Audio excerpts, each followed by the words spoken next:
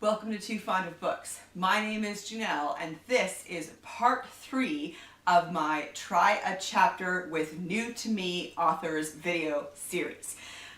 So I have 24 books from the library by authors that I have never read before. So I decided to try a chapter from those books and see if I wanted to continue or if I could just take them right back to the library.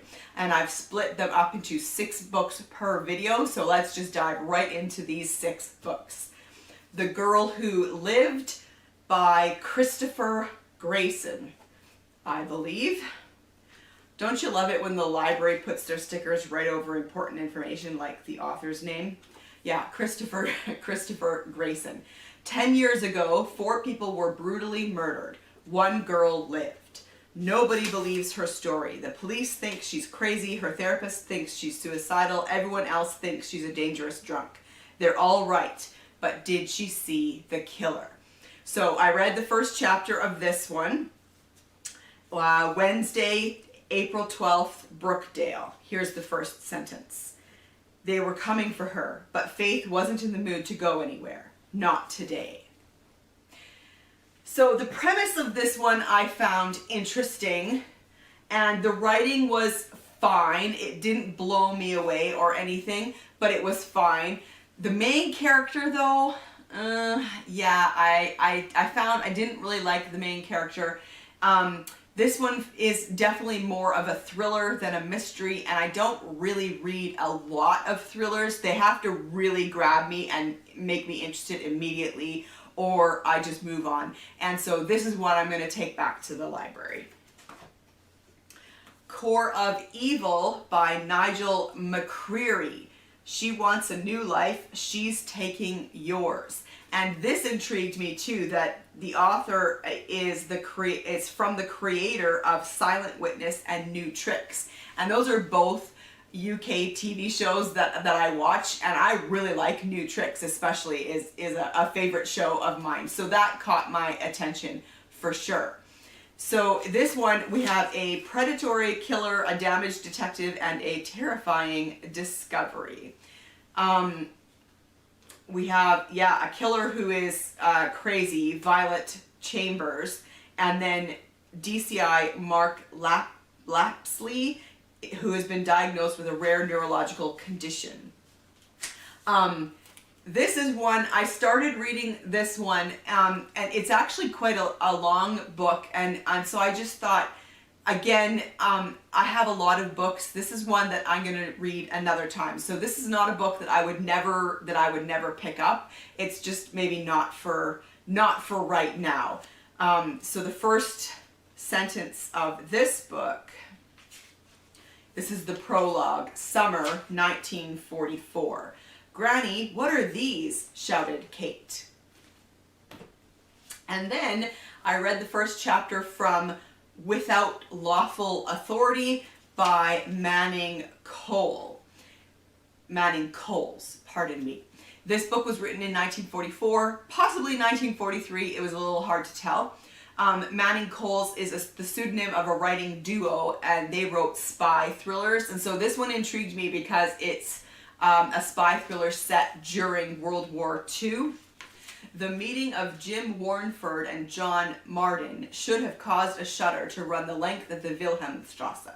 For this association of a cashiered English officer and a charming safecracker was the first step in a chase which led to the downfall of a carefully built-up edifice of Nazi lies. The first sentence of Without Lawful Authority. Warnford sat in an armchair before the fire in his flat in Pites Mews off Gloucester Place. So yeah, this one, it had an intriguing first chapter, interesting characters. I am definitely continuing with this one. Murder at the Flamenco by Rachel McMillan. This is a Van Buren and DeLuca mystery set in Boston. I think it's Boston. Yes, 1937 Boston. And again, those were things that caught my attention about this book, this historical mystery.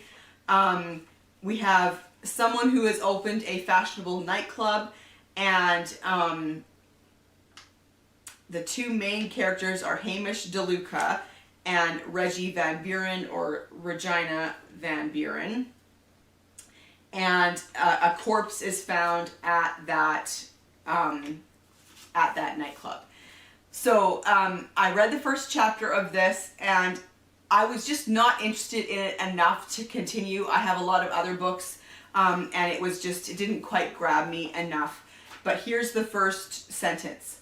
Heartbeat, Hamish. Assess your surroundings. Acknowledge the trigger point. Assure a corner for quick retreat before the symptoms draw attention. So yeah, this is one that I am going to take back to the library. And then Born in a Burial Ground by M.W. Craven. A dark and twisted thriller.